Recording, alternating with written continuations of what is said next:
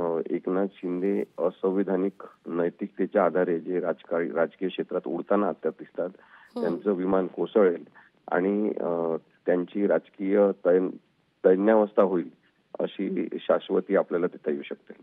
अखेर तो दिवस आलाय. दिल्लीच्या सर्वोच्च न्यायालयात उद्या म्हणजेच 8 ऑक्टोबरला महाराष्ट्राच्या राजकारणात भूकंप घडवणारी सुनावणी पार पडणार आहे. 3 वर्षांपासून प्रलंबित असलेली खरी शिवसेना कोणाची या प्रश्नाचा सोक्षमोक्ष उद्या लागणार आहे. एकनाथ शिंदे यांच्याकडे असलेला धनुष्यबाण चिन्ह आणि शिवसेना नाव उद्धव ठाकरे गटाला परत मिळणार का, की शिंदेच राहतील अधिकृत शिवसेना प्रमुख, यावर देशभराचे डोळे खिळलेत. न्यायमूर्ती सूर्यकांत यांच्या खंडपीठासमोरच शिवसेना चिन्ह आणि नावाचा खटला सुरू आहे. 19 ऑगस्ट ते 10 सप्टेंबर या काळात राष्ट्रपती आणि राज्यपाल वादावर घटनापीठाची सुनावणी होणार होती.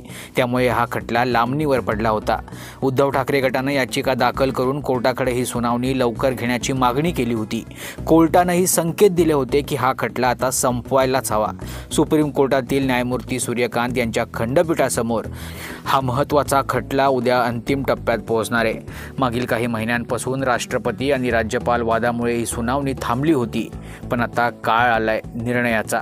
याबाबत वकील आसिम सरोदे म्हणाले की शिवसेना धनुष्यबाण चिन्हाबाबत उद्या अंतिम सुनावणी घेणार असं सर्वोच्च न्यायालयानं जाहीर केलंय.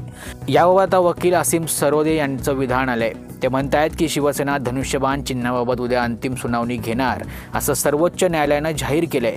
दिनांक 8 ऑक्टोबरला न्यायाधीश सूर्यकांत नक्की सुनावणी घेतील अशी अपेक्षा आहे. इकडं पंतप्रधान नरेंद्र मोदी बांधून तयार नसलेल्या विमानतळाचं नवी मुंबईत दिखाऊ उद्घाटन करणार आणि त्याचवेळी संविधानासोबत अनैतिकता करून सत्तेच्या हवेत असलेल्या एकनाथ शिंदे यांचं विमान सर्वोच्च न्यायालय जमिनीवर पाडणार का, लवकरच कळेल असा खोचक टोला त्यांनी लगावलाय.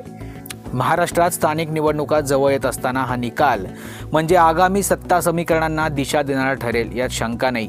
उद्याच ठरणार शिवसेना शिंदेंची की उद्धव ठाकरेंची. महाराष्ट्र श्वास रोखून वाट पाहतोय. तुम्हाला काय वाटतं? शिवसेना नाव, पक्ष आणि चिन्ह कोणाकडे जाईल? एकनाथ शिंदे की उद्धव ठाकरे? तुमची प्रतिक्रिया अवश्य कमेंट करा. Bureau report, Maharashtra news 24.